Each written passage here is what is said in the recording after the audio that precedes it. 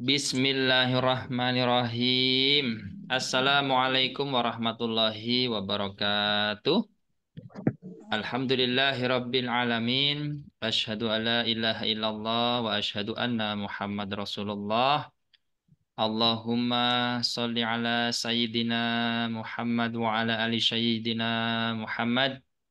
Ya Alim, ya Awal, ya Akhir, ya Fattah, ya Hanan, ya Manan, ya Salam, ya Muhaimin, ya Arhamar Rahimin.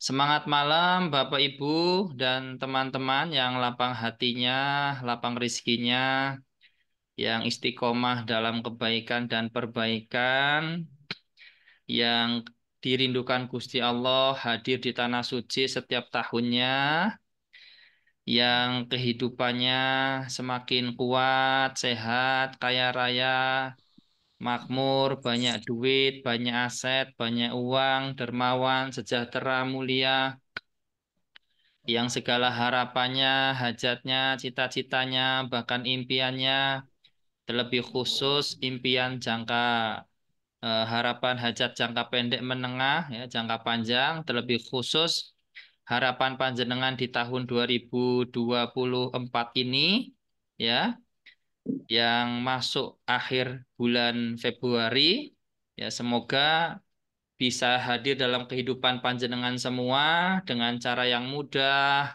menyenangkan, membahagiakan, ajaib bahkan atas kuasa izin dan ridho Allah Subhanahu wa taala. Amin ya karim. Bapak Ibu dan teman-teman, banyak yang kemudian mengambil hal yang sangat sederhana, yakni menduplikasi atau memodeling atau meniru cara kami berdoa. Ya, kalau dicermati, kalau dihayati, ya lumayan juga dalam ya. Dan alhamdulillah ya, mereka mendapatkan keajaiban juga. Mereka bercerita, Ustadz, saya menduplikasi doanya Ustadz, walaupun tak kirim ke teman-teman di grup WA, ya, ke sahabat, kerabat, teman-teman kantor, ternyata rasanya beda. Ya. Dan alhamdulillah karena mendoakan orang lain bahkan tanpa sepengetahuan, maka kita pun juga didoakan malaikat. Nah, ini juga satu kebiasaan baru ya yang mungkin bisa Bapak Ibu dan panjenengan lakukan. Kalau kami bahkan ketika awal-awal dibimbing oleh guru kami itu punya target untuk mendoakan orang lain setiap hari. Pertama, punya target untuk mendoakan orang yang kita sukai. Wajar mendoakan istri, suami, bapak, ibu, orang-orang yang kita suka mereka dan mereka juga suka kita. Normal, wajar, ya kan? Nanti masuk level berikutnya, kita diajarkan untuk memulai mendoakan orang-orang yang membenci kita, orang-orang yang memusuhi kita, ya. Orang-orang yang, nah ini kan banyak yang WA, Ustadz, gimana cara menghadapi teman kantor yang tukang fitnah, tukang nyinyir? Ya, ndak usah dihadapi, ya. Ya, ndak usah dihadapi, cuek saja, hadapi dengan senyuman dan doakan ya dengan doa yang baik, bukan doanya kemudian doanya jelek, bukan ya, tapi doakan yang baik. Geser. Mudah-mudahan Bapak Ibu dan teman-teman dari banyak hal yang sudah dibagikan ya, ada satu dua hal sajalah yang panjenengan memilih ya, memutuskan untuk dilakukan secara istiqomah. Kalau sederhananya begini, ilmunya nggak usah akeh-akeh. Satu atau dua hal saja tetapi dilakukan secara istiqomah itu lebih baik daripada banyak hasanah tetapi hanya sebatas ya wacana saja, tidak ada tindakan. Nah, ini sebagai mukodimah nih Bapak Ibu, ya. Kenapa? Karena malam ini sesuai dengan kesepakatan ya dari polling itu ya di grup WA dari tiga ide Ya, tiga ide tema Zoom meeting malam ini. Yang pertama adalah cara tobat dari dosa yang ada hubungannya dengan orang lain, ada 18 orang. Cara menagih hutang jarak jauh ada 9 orang. Kemudian mindset dan vibrasi lunas amanah kurang dari 1 juta ada 78 orang. Masya Allah. Berarti apa? Konsentrasinya sebenarnya Bapak Ibu dan teman-teman ini masih masalah hal teknis. Padahal ya sebagian besar yang mempengaruhi hal yang mempengaruhi keberhasilan kita dalam mewujudkan harapan, hajat kita, impian-impian kita itu adalah hal-hal yang sifatnya non teknis. Tapi ya nggak apa-apa ya. Kita sesuaikan saja sesuai dengan kebutuhan dari Bapak Ibu dan teman-teman semuanya. Baik, boleh chat ya di kolom ya. Kita mulai dengan sebuah pertanyaan ya. Di chat aja nggak apa-apa ya. Bapak Ibu, kira-kira kenapa sih kok bisa ya panjenengan itu punya hutang?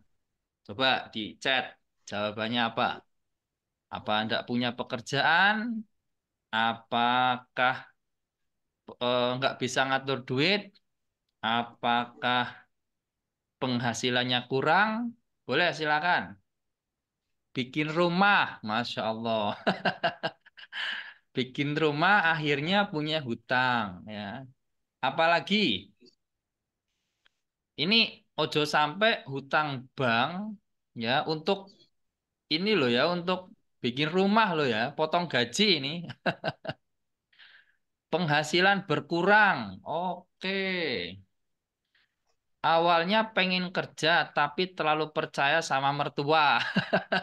Masya Allah. Nah, oke, kita runtut ya sambil terus dijawab terus ya. Jadi feedbacknya nanti relevan. Yang pertama bikin rumah ya. Saya tidak tahu ini panjenengan konsepnya bikin rumah hutang atau gimana ya. Yang pertama, yang kedua, ini panjenengan menggunakan RAB atau enggak ini? Atau ngawang-ngawang saja. Kira-kira bikin dapur, bikin ini habisnya seginilah. Ternyata setelah dia realisasikan kurang ya, saya tidak tahu. Nah, maka feedbacknya ya, ya nanti ke depannya diperhitungkan dengan detail ya.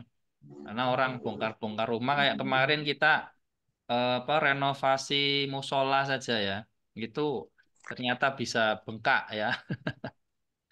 Oke, penghasilan berkurang.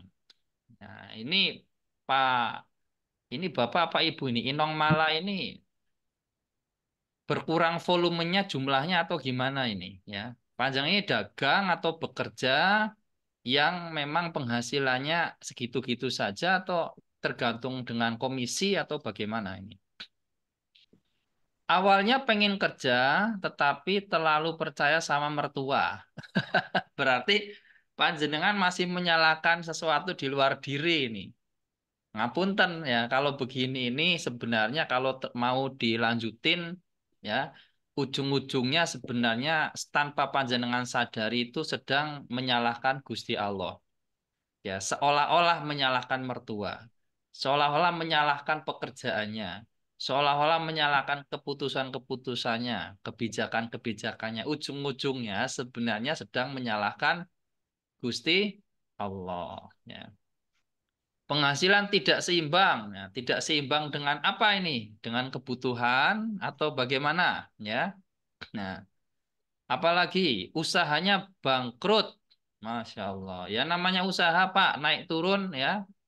Nah, mestinya yo harus ada backupnya. Bener bikin rumah potong gaji. Ya, Masya Allah. Baik. Jadi yo banyak Bapak Ibu nggih sebab orang punya hutang. Yang ingin saya sampaikan kepada panjenengan adalah panjenengan sudah memutuskan. Jadi kan hidup itu ada tiga hal sebenarnya ya. Ada pilihan-pilihan, ada keputusan, kemudian bertanggung jawab dengan apa yang menjadi pilihan dan keputusan tersebut. Nah, kita ambil contoh nih yang pertama, ya. Kalau Bapak memutuskan memilih nih, ya memilih mau bongkar rumah atau tidak.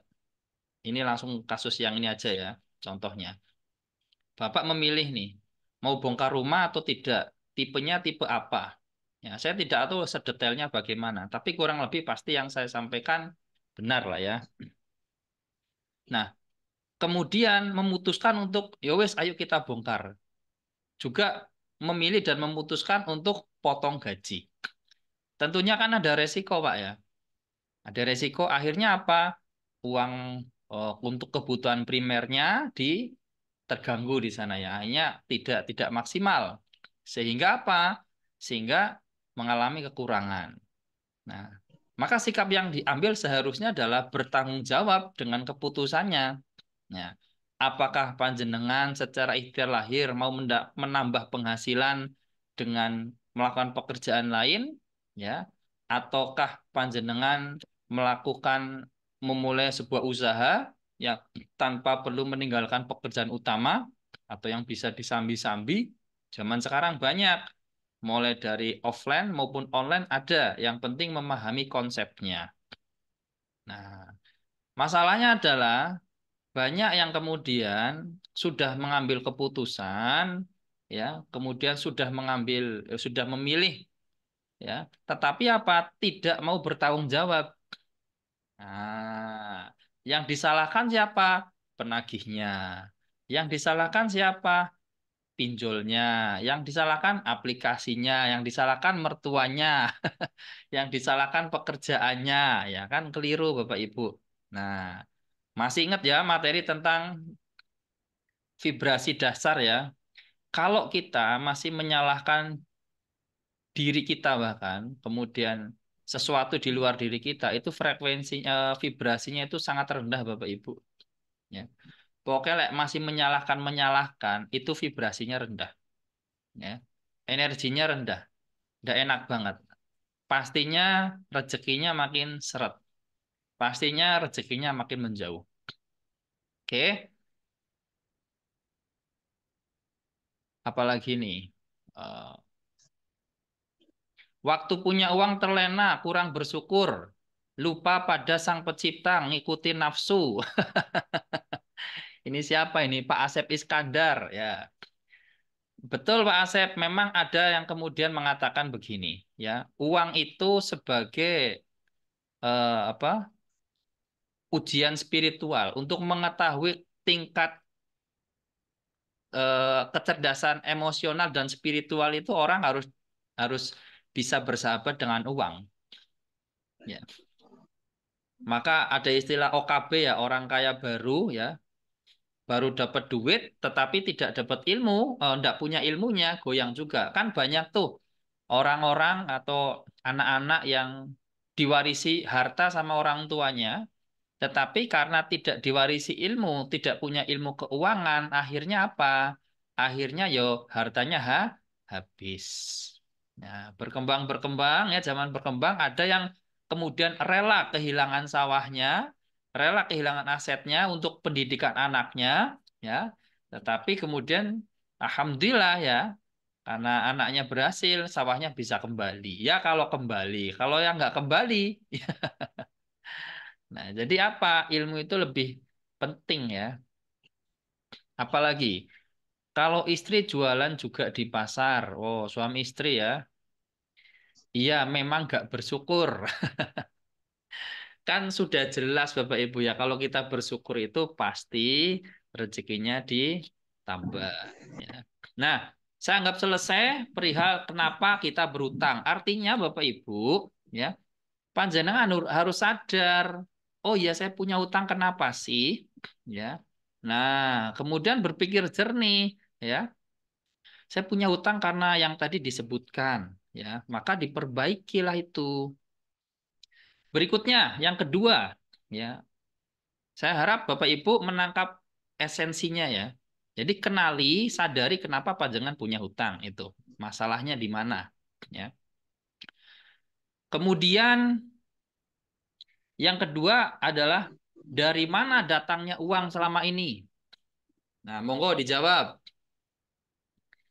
Iya memang gak bersyukur. Jadi yang harus didahulukan usaha rame atau lunas amanah ya Ustadz. Usaha rame atau lunas amanah ya berimbang seperti mendayung sampan kanan kiri harus seimbang. Oke, pertanyaan kedua Bapak Ibu. Ya, dari mana datangnya uang? Silakan dijawab. Selama ini panjenengan dapat duit itu dari mana? Apa minta ke mertua, minta ke orang tua, atau bekerja? Artinya menukarkan tenaga dengan waktu dan eh, tenaga waktu dengan uang, ya. Atau panjenengan dagang? Wih, banyak banget nih. Bekerja dapat gaji, hasil kerja dan jualan. Alhamdulillah. Dari bank koperasi pinjol, dagang, kerja. Oke, ya. Ini menarik yang kerja dan jualan ya. Artinya mungkin Ibu Pak Asep ya. Pak Asep ini punya pekerjaan pokok dan juga jualan ya. Bekerja dapat gaji. Ya. Jadi artinya begini, Bapak Ibu. Ini semua mulai dari yang menjawab dapat uang dari kerja, dapat uang dari gaji, dapat uang dari pinjol, dari bank. Ya Allah, ya Robbi, Masya Allah. Ya. Ini ya rata-rata sumber uangnya adalah bekerja, kemudian dapat uang. Itu mindsetnya yang dibangun begitu ya. Kerja, dapat uang. Ya, karena pendidikan kita ya memang seperti itu. Didesain agar menjadi orang yang Hmm, rata-rata ya bekerja dapat uang. Padahal ada banyak jalan ya selain dengan bekerja. Bahkan ada orang yang duduk manis yo uangnya yo dah datang. Uangnya yo banyak seperti itu. Nah, di pertanyaan kedua ini Bapak Ibu sebenarnya saya ingin menguliti ya ingin mengetahui mindsetnya jenengan bagaimana mendapatkan uang secara lahir ya. Jadi tadi yang pertama adalah kenapa punya hutang itu dikenali. Yang kedua dari mana dapat datangnya uang.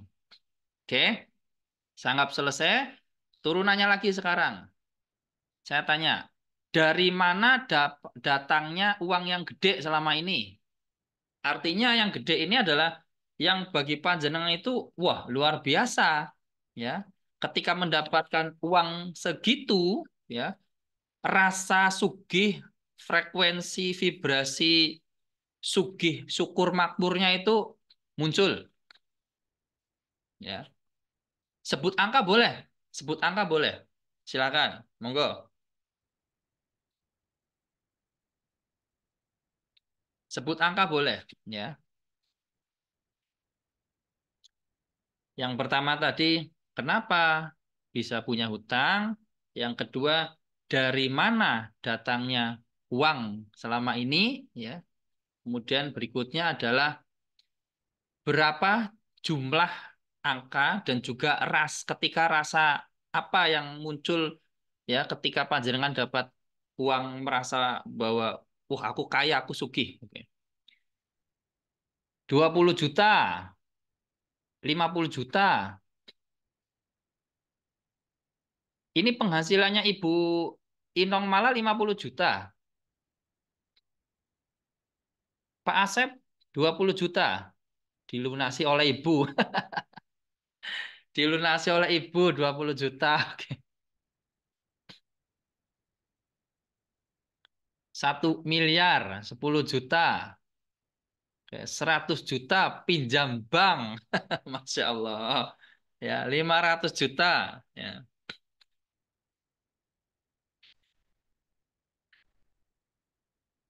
Ayo berapa lagi? 2 miliar. Pak Gesang ini penghasilannya gede banget Pak ya. 2 miliar Pak.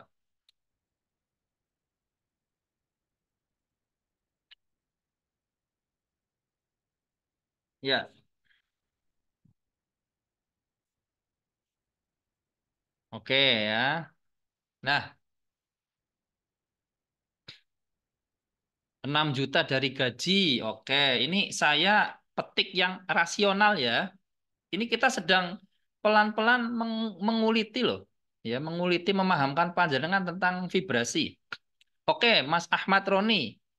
Sangat rasional nih ya, 6 juta dari gaji. Oke, artinya mungkin begini ya Mas Roni ya. Panjenengan merasa hatinya itu enak ya, kemudian merasa sugih, merasa makmur, merasa syukurnya itu luar biasa ketika mendapatkan gaji, mendapatkan uang 6 juta. Artinya panjenengan tahu rasanya, rasa batin ya yang muncul ketika panjenengan mendapatkan uang 6 juta itu.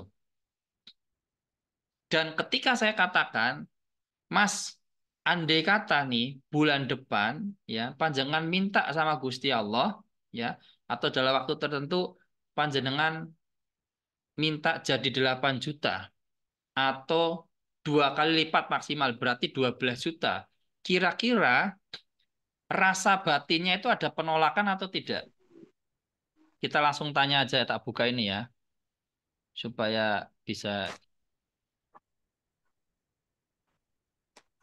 sebentar. Mas Ahmad Roni, bisa didengar suara saya, Mas? Iya, bisa. Oke, ini panjenengan gajinya 6 juta ya. Ya, Enak ya ketika dapat uang itu enak ya rasa batinnya ya. Alhamdulillah saya sangat senang sekali. Ya, penuh syukur ya kan. Ya, Tidak merasa kere, tidak merasa miskin ya kan. ya cukup. Ya kan? Nah, itu. Itu dijaga. Nah, rasa itu dilipat gandakan. Ketika misalkan saya tanya ke jenengan Mas Roni, kalau kira-kira panjenengan membayangkan angka ini masuk cash atau masuk ke rekening atau cash diterima nih 6 juta. Rekening, Pak. Oke, ketika saya tanya gini, Mas Roni, bisakah membayangkan dengan rasa yang enak, tidak ada penolakan di dalam dada, ya, di dalam pikiran, ketika panjenengan membayangkan ada uang masuk 12 juta, 2 kali lipat. Kira-kira enakkah? Ya, alhamdulillah. Enak ya? Ya, Bisa ngebayangin 2 kali lipat itu diterima di hati. sangat ngebayangin. Bisa enak ya. Kalau misalkan saya Ya, naikkan jadi 3 kali lipat, jadi 18 juta, ada penolakan atau enggak kira-kira? tidak ada. Tidak ada. Saya akan sangat bersyukur sekali malah. Sangat bersyukur sekali ya. Nah, Ya, kalau naikkan lagi jadi 4 kali berarti 24 juta, kira-kira ada penolakan? tidak. Tidak. Tambah lagi, ya, jadi berarti tambah 6 lagi berarti jadi 30 ya. tiga puluh Ya, dua tiga ya. puluh. Tiga Ada dua. ada ada penolakan? Tidak ada penolakan sama sekali.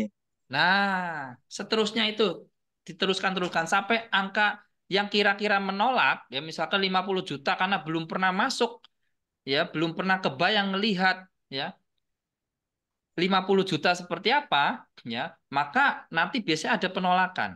Nah, panjenengan ambil flat bawahnya untuk melakukan apa? Untuk melakukan cipta rasa, ya cipta rasa secara jadi memenuhi pikiran otak kanannya dan imajiner otak kirinya itu ada di satu titik kulminasi titik tanpa penolakan. Bisa diterima, Mas Roni? Ya, bisa diterima. Bisa ya? Nah, Bisa. saya harap Bapak Ibu dan teman-teman lainnya juga bisa ya memahami ya. Kalau yang tadi mungkin 2M dan sebagainya, saya tidak tahu kondisi persisnya jenengan seperti apa. Ya. Tetapi tidak salah ketika panjenengan oke 2 miliar kemudian berapa? 500 juta ya. Kalau memang pernah tidak masalah ya. Tidak masalah. Tetapi kalau memang belum ya diturunkan dulu. Sebagai vision board, ya, tidak masalah ketika Panjenengan mau menuliskan itu, ya, 500 juta, penghasilan 500 juta di tahun 2024, ya, di bulan September mungkin. Nah, tulisan itu ditaruh di tempat yang sering panjenengan lihat, ya, dan sebagainya, ya, mungkin jadi wallpaper di laptop kerja atau di handphone. Panjenengan enak, ya, tidak ada penolakan, ya, maka cepat atau lambat itu pasti akan terjadi. Cepat atau lambat itu pasti akan terjadi. Ingat prinsipnya di video yang tadi saya baru upload di pagi hari itu, kesalahan terbesar kita adalah ya, ketika kita mengkrit sebuah keinginan dalam di pikiran, bahkan menuliskannya, ya, kita langsung kita langsung mengkritisi, kita langsung memikirkan cara, bahkan kita langsung menghardiknya. Oh, nggak bisa model koyok kamu punya penghasilan segitu nggak bisa. Mau uang dari mana? Ketika ada penolakan seperti itu, ya, maka dihentikan. Artinya diturunkan, grade-nya diturunkan.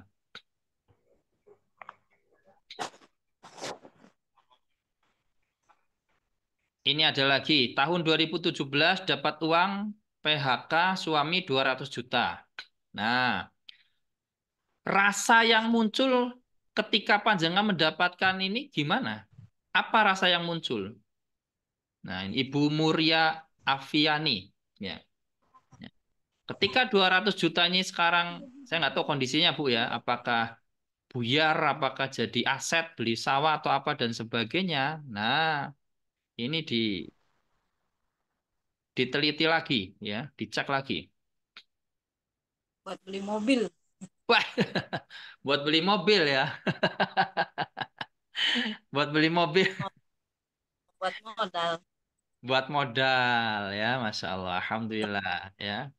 Nah, jadi Bapak Ibu dan teman-teman, ya, hari ini kita sedang belajar bagaimana menemukan titik enaknya, titik nyamannya, ya, pikiran, ya, otak kiri, otak kanan, pikiran sadar dan pikiran bawah sadar, ya. Jadi kalau panjenengan sudah mendapat titiknya, angka rata-rata vibrasi enak itu, maka itu terus dijaga, ya.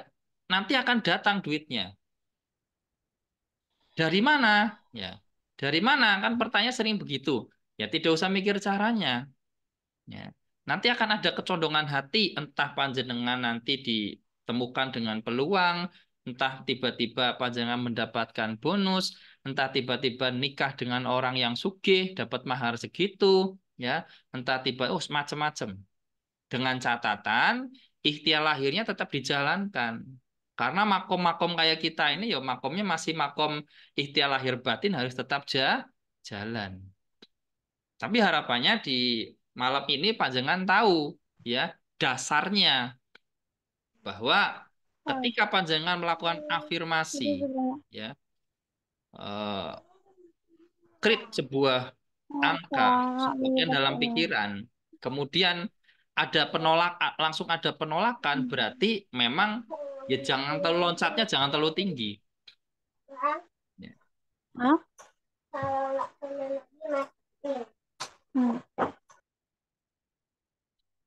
ya, ini tadi ada yang buka ya. Nah, ya, namanya membatalkan doa. Betul, Ibu. Ya, kita kan sedang bicara tentang kelayakan, melayakkan diri. Ya, kan pernah saya cerita ya, sering saya cerita, saya membimbing seorang ibu, ya, dia jualan di pasar, ya, melipat gandakan uang itu dari 300.000, 600.000 sampai nggak tahu sekarang karena terakhir terakhir itu 1,5 juta, 800 kemudian eh, ngontak saya sekarang udah enak Ustaz 1,5 juta. Artinya dia mengcreate itu bertahap. Awalnya ibu ini jualan di pasar itu dapat 300 luar biasa. Dia merasa sugih, merasa makmur, syukurnya luar biasa dengan 300.000 itu. Kemudian dilipat gandakan. Oke Bu, mainkan pikirannya. Ya. 2 kali lipat bisa 600? Bisa, Ustadz. Enak, karena pernah. Oke, ketika dulu panjenengan ibu ini enak dapat 600, rasanya gimana saat itu? Ya bahagia, melayani orang dengan melayani customer dengan sungguh-sungguh, senyum, nggak ngedumel, berangkat dari rumah juga nggak bawa emosi dari anak, dari istri, dari suami, dari pasangan, dari tetangga gitu. Pokoknya pikirannya enak. Nah, itulah yang dimunculkan. Bisa dipahami Bapak Ibu ya. Nah, maka tadi kita pakai contoh dari Mas Roni. Mas Roni realistis ya, anggap saja ya. Semua saya rasa mungkin realistis ya, karena kondisinya persis kan saya tidak tahu. Tapi yang penting panjenengan menangkap esensinya, ya polanya, ya. Ojo misalkan koyo jenengan misalkan ikut seminar ya, networking misalnya masuk ruangan, ya 100 juta, gundulmu model awakmu 100 juta piye gitu kan. Kan ada kayak ada yang mensabotase diri, ya kan? Nah, itu membatalkan itu. Kenapa ketika listriknya ketemu nih, otak kanan, otak kiri, pikiran sadar dan bawah sadar ada pada satu titik tidak tidak menolak, ya di situ alam raya bekerja. Nah, nanti bisa tes ya, Mas Roni ya. Ya. 6 juta lipat gandakan jadi mungkin setengahnya dulu 9 juta. Ya, 12 juta. Ya, 15. Dan seterusnya. Seperti itu.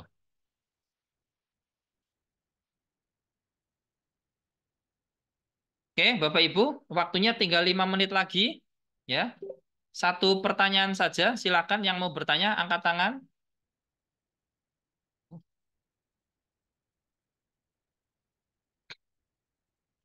Yang mau bertanya, boleh angkat tangan, silakan. 4 menit lagi. Kita efektif saja, satu dua hal, tapi panjenengan paham, masuk. Asep Hamdani ya. Oke, tak buka Pak Asep.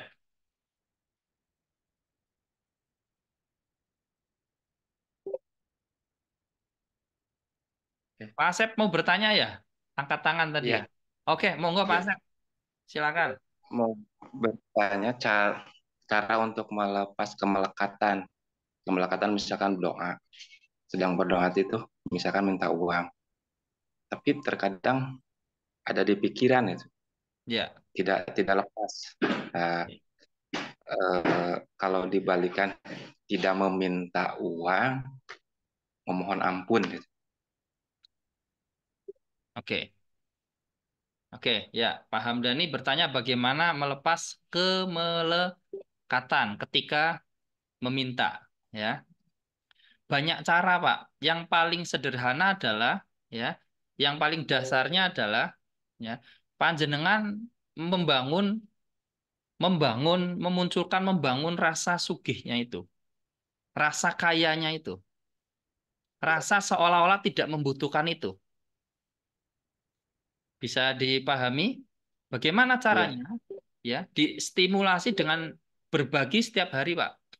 Ya, semisal contoh, jenengan nih, ya, ada uang 5.000, ya dipecah jadi 5 seribuan, kasih ke arek-arek tiap iya, hari. Cek rasa batinnya jenengan, vibrasinya jenengan dicek. Ya, nanti ya panjang akan merasakan bahwasanya enak banget ya, ya. Ternyata berbagi itu melepas energi-energi yang jelek dalam diri. Oke. Nah, ini panjangan amalkan dulu, Pak. Nah, nanti naik lagi, naik lagi, naik lagi beda. Termasuk nanti ketemu meditasi. Bahkan saya katakan belum sampai ke meditasi wis, ya kan? Karena jangan ngerokok, Pak Asep. merokok. Ah, ketika ngerokok rasanya enak, damai, sentosa. Damai. Nah, itu saya rasa meditasinya jenengan. Ya. Ada yang bahkan ketemu hal-hal luar biasa ketika, maaf, buang air besar. Ya, Ya. Ada yang ketika baru takbiratul ikram, Allahu Akbar, ya, karena main body and soul-nya menyatu dalam manunggaling, ya, manunggaling rasa, manunggaling Gusti Allah, di situ ketemu titiknya. bebas dari kemelekatan. Bisa dipahami dasarnya ini Pak Asep? Bisa. Nah, jadi dilatih Sering meditasi. gimana? Sering meditasi. Sering meditasi. Ngerokoknya jenengan saya rasa meditasi loh. Meditasi nanti kapan-kapan kita Zoom khusus membahas tentang meditasi ya. Kita udah punya Ya. meditasi luar biasa kok, yakni sholat. Tetapi kalau paham esensinya, orang beol, ya, orang rokok, orang ngupil, itu sudah meditasi sebenarnya. Gelombangnya pasti enak itu.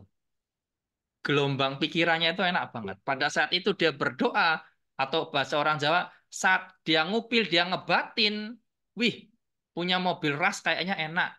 Jangan lagi ngerok, wah, set, pas buang asapnya itu, wih, punya rumah di residensi ini enak. Lepas ke alam raya, 6 tahun kemudian, 10 tahun kemudian, nggak tahu gimana caranya, bisa terrealisasi. Bisa diterima, Pak Asep? Bisa, bisa. Makanya lepaskan yang baik-baik, lepaskan omongan yang baik-baik yang diinginkan. Oke, Ya. sesederhana itu sebenarnya.